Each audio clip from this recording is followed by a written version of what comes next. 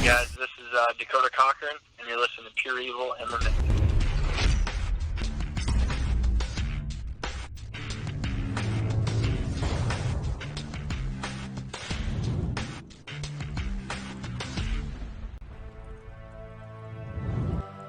What's going on, guys? Welcome back to Pure Evil MMA. I'm so excited to be here, not only because it's Friday, but because we got one of my boys here on the phone, which we haven't really talked to in about, I think, 3, maybe 4 years, and he's had a huge weekend, man. So let's welcome back Dakota Cochrane here on Pure Evil MMA. What's going on, Dakota? You just had an amazing week, didn't you?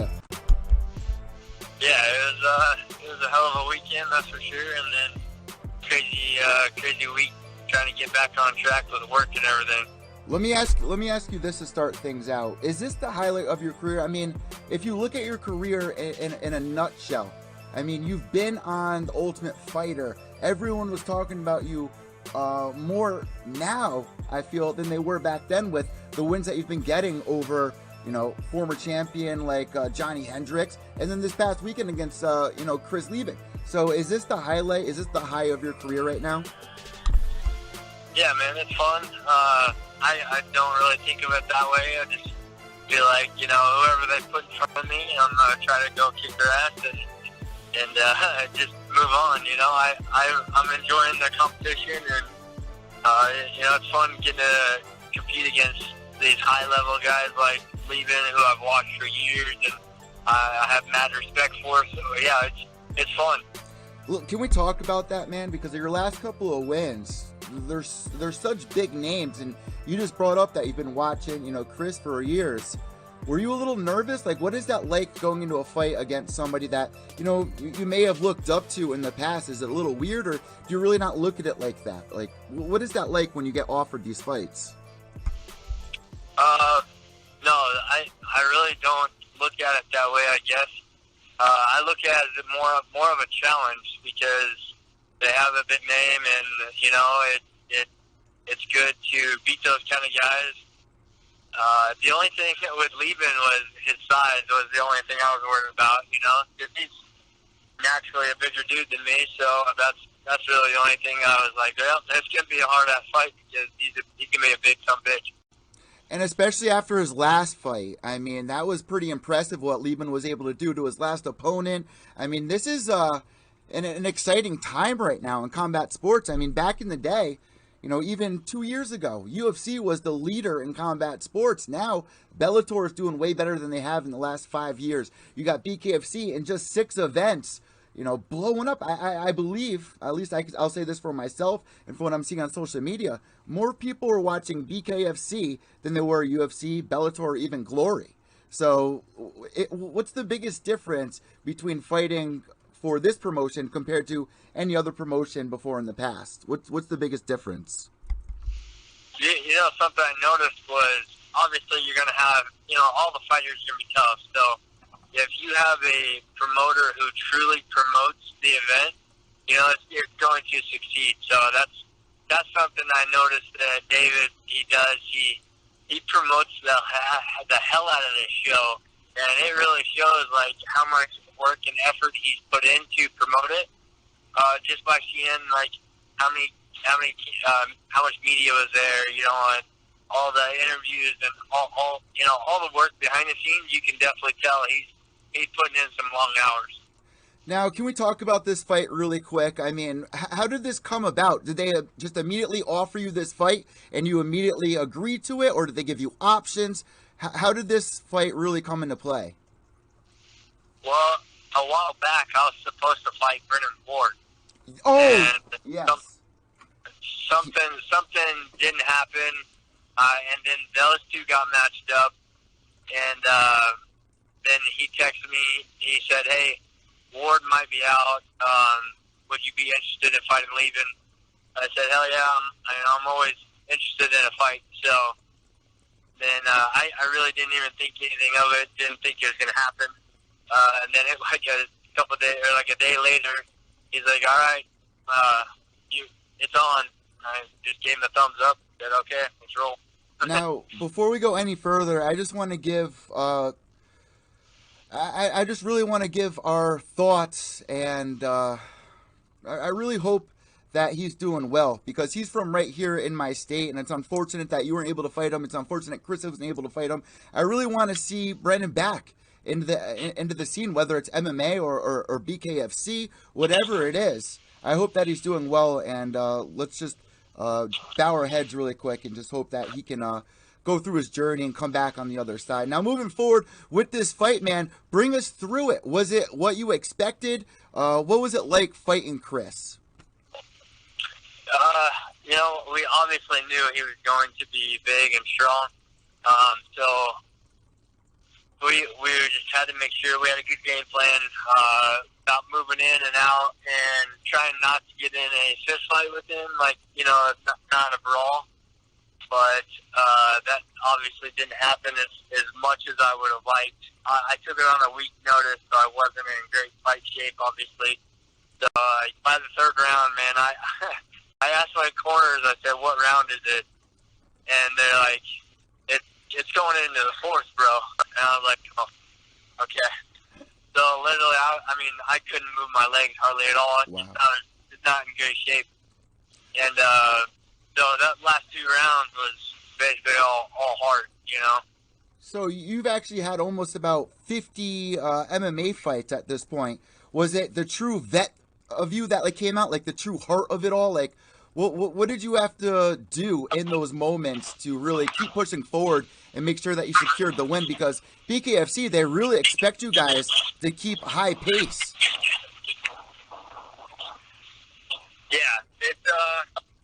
I honestly think it's all in your head. If you really want to win that fight, you're gonna put your heart and soul into it.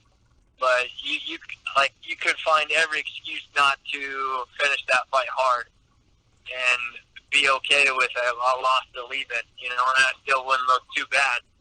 But man, I just like to compete, and that's why I compete. I want to have my best performance, whether I'm in shape or not.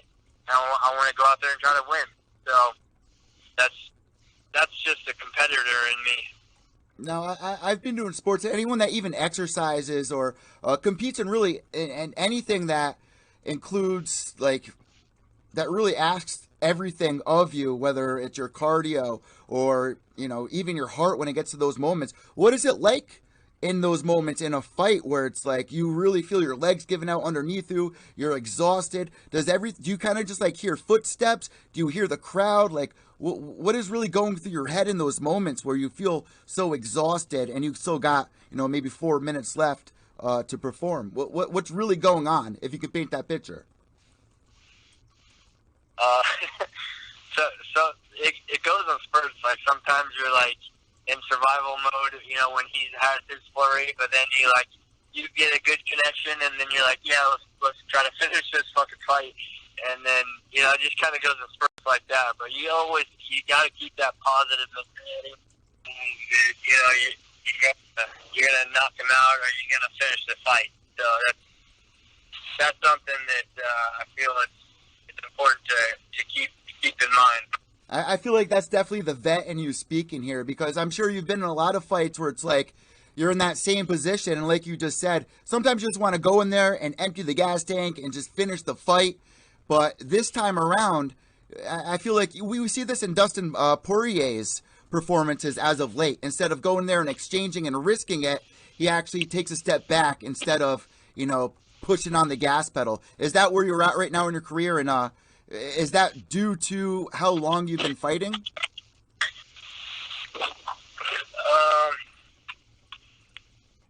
I guess what are you just smart? You feel like you're a smarter fighter. When you get in those moments when you feel like you just want the fight to end, you feel like you're a smarter fighter now, obviously, than any time in the past. Correct? Yeah, you're smarter with your energy, but I would say the will to try to finish the fight and still in the fight. That is just all mentality. No matter if you're young or a vet, I think you still have to have that fire. And that's, I think, a lot of older guys, they lose that fire of, I want to finish this damn fight rather than just survival, you know. So I feel like you got to have a good mixture of the two to excel in this game. Now, how does your family feel about this? I mean, you have a full family. You have a beautiful wife. You have a couple of children. I mean, you're a family man. So how does your wife and your kids feel about you fighting in this organization? Yeah, they're not like super excited about all the.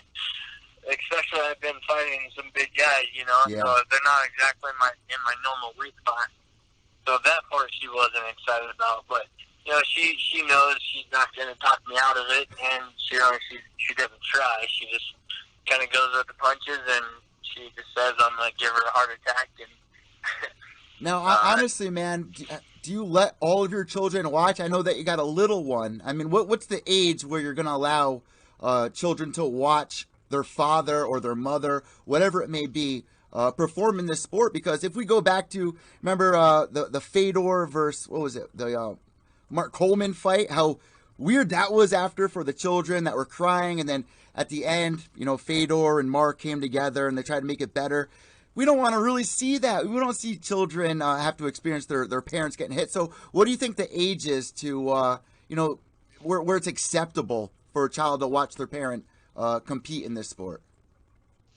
I think it's all in parenting. I don't think there's really an age. I think that you just got to parent your kids to accept it and understand it's a sport, and like it's not just a fight.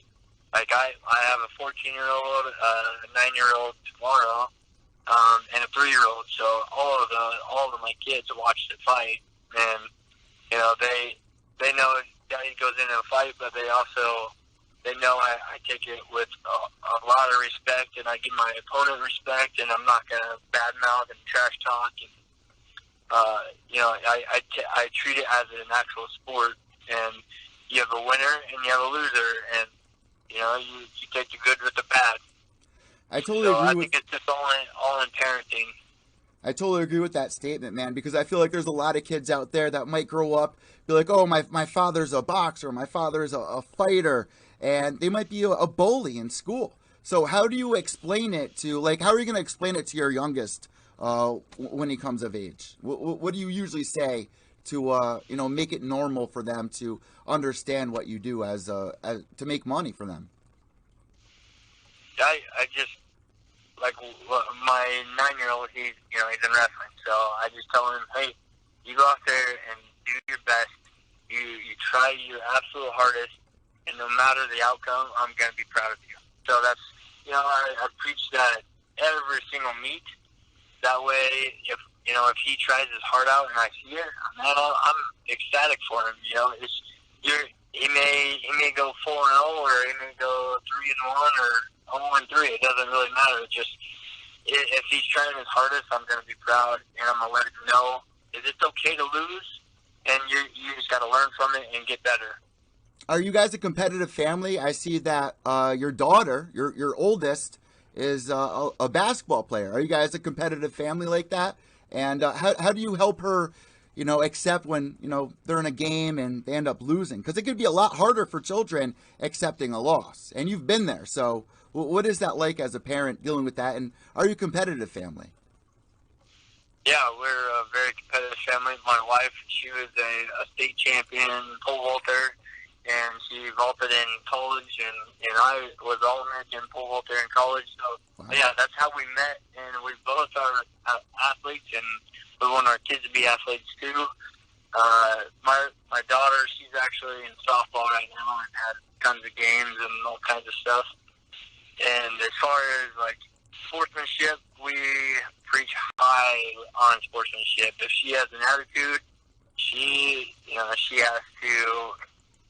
She gets repercussions for that, basically, whether it's grounding from her phone or whatever it is. But we do not allow the attitude when you lose. Like, I think it was the very beginning of her career, like in softball, and she had a bad game, and she didn't even talk to, like, the people who come and see her. And I told her, I said, hey, just because you had a bad game doesn't mean you can ignore everybody that came and support you. You know, like if I lose a fight, do I just ignore everybody, or do I come out and appreciate and say thank you to everybody who come out? You know, especially your immediate family. You want to come out and show your appreciation for them coming out and seeing you. So, yeah, that's we preach high on sportsmanship. Well, let's be real for a second, man. I really got to. This is a very serious question. Would you ever want any of your children, you know, being in this sport of in combat sports? Or would you really try to push them down a different path than, you know, the path that you've followed with, you know, being in MMA or being in boxing or BKFC? Would you want that for them, or would you push them away from that? No, I'm not going to push them either way. So I'm I'll expose them to, obviously, like, whatever they kind of want. If they want to try, like, my son's in wrestling right now, you know, if he loves wrestling, so I'm gonna help him succeed in that as much as I can. But if he wanted to do basketball, you know, that's up to him. I'm not gonna persuade him one way or another. It's just, I know if you're truly passionate about it, you can be good at any sport, but you have to be passionate about it, or else you're not going to do well. So that's where it's up to them. These responses, man, are just on point. I love it. In the last 3 minutes of this interview, I got to ask you what everyone's wondering. Did you and Chris talk backstage? Did you get to talk to him? And if so, what was that like? No, I didn't, actually. I think I was getting stitched up, and I think he got taken to the hospital, so I didn't get to talk to him. But I was very surprised in all the interviews he did. He was super respectful, and I was very surprised at that. And I was pleasantly surprised. I was happy that he was, and obviously I'm always going to be respectful if my opponent is. So it was truly awesome to fight a guy like Chris and see how he handled himself in a professional manner. I also got to ask this, man. On such a short notice, how did you think you performed? Are you blown away by how you're able to go in there and get things done the way that you did, just on, you know, short notice like this? No, definitely not blown away, but I just feel like I wish I was in better shape, so I would have been able to perform better, because then I wouldn't have gotten hit so much. I could have moved in and out a lot more, but you know, like I said, I'm a competitor, and I'm gonna try to win no matter what my circumstances are. I'm not gonna give any excuses and for if I would have won or lost. Is what it is. No one.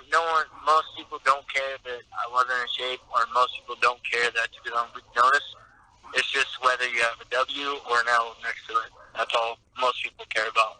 Now, I got two last questions for you. I do a show at James McSweeney, which was also on The Ultimate Fighter season 10 with Brendan Schaub, Roy Nelson, Kimbo, all those guys. And we were talking about BKFC and the difference between the damage of MMA and the damage that you receive in bare knuckle. Now, what's the difference? Because what he told me and what I understood was that even though it looks worse, that you're getting these cuts on your face, it's really not deep. Like, it's really not that much brain damage like you would get in, you know, boxing or mixed martial arts. How do you differentiate the damage between the two? What's the biggest difference? Is it a safer sport than MMA, or no? I would say it depends on the opponent. Like, okay. When I fought Hendricks, you know, he hit me, and I had some superficial issues and cuts or whatever, but nothing really hurt. But when I fought Leben, man, he hits hard. So it didn't matter if it was bare knuckle or glove, he hit hard. So I feel like that one was a tough one to fight, and obviously he said I hit hard, so you know that's probably the biggest compliment I could have had from him. So man, that's super awesome. My last question before we let you go here: what's next, man? Are we gonna see you fight? How many times do you want to fight before the end of the year? We got a little bit under 6 months. We got about 5 months left. Are you gonna get back in there? What are your plans right now? Are you taking some time off? What can we look forward to with Dakota Cochrane? No, I'm going to take every opportunity I can because I'm not going to fight forever, and I enjoy it. So that's kind of my mentality. Hey, that comes good. Hell yeah, let's roll. But, I have a business, and I got to make sure money's rolling in there, and we're treating our customers right and everything. So that's my main focus. And then obviously, if I get a fight scheduled, I'm going to train my ass off for it. Just kind of take what comes to me. Last but not least, it wouldn't be right. I'll get yelled at if I don't ask this. What did you think about the main event between Paulie and Artem? What were your thoughts? But first, answer, who were you rooting for, if you're comfortable with answering that first? Yeah, definitely rooting for Artem. He's just, he was a class act and seemed like a good dude when I talked to him.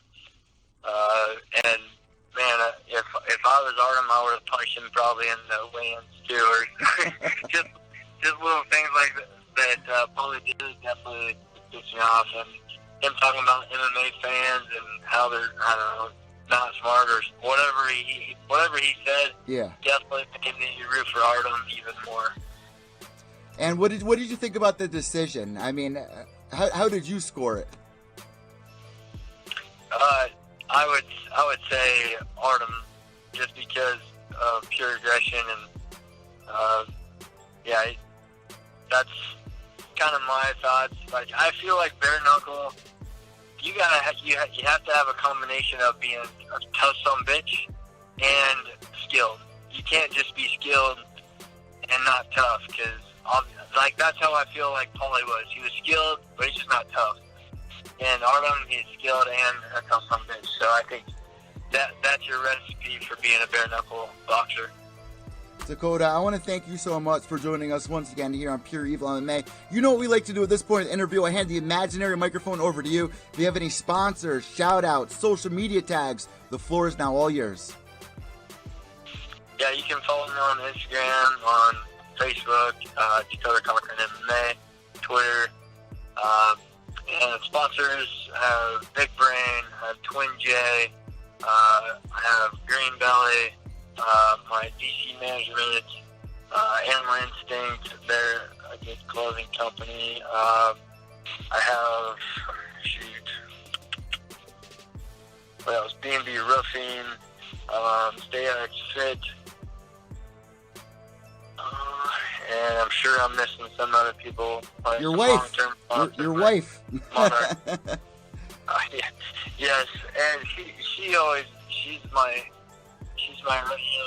woman. She makes the meals for me. She takes care of the kids when I'm gone. You know, that's super important to not have to worry about and stress about like the kids whatsoever. Like when I'm gone, because she takes care of that, and she doesn't even make me feel bad or bother me like about having to deal with all the kids' stress. And so yeah, definitely my wife. That is for sure number one.